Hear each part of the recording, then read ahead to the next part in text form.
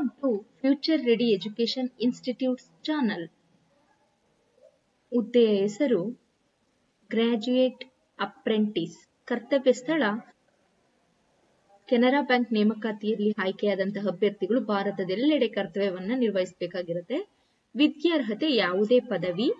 ವಯೋಮಿತಿ 1/9/2025 ಕನಿಷ್ಠ 20ರಿಂದ ಗರಿಷ್ಠ 28 ವರ್ಷ.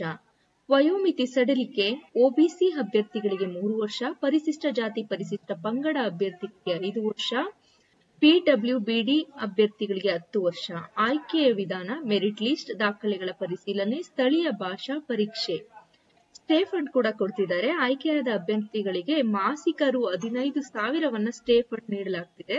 ಅರ್ಜಿ ಶುಲ್ಕ ಪರಿಶಿಷ್ಟ ಜಾತಿ ಪರಿಶಿಷ್ಟ ಪಂಗಡ ಪಿಡಬ್ಲ್ಯೂಬಿಡಿ ಅಭ್ಯರ್ಥಿಗಳಿಗೆ ಯಾವುದೇ ಅರ್ಜಿ ಶುಲ್ಕ ಇರುವುದಿಲ್ಲ.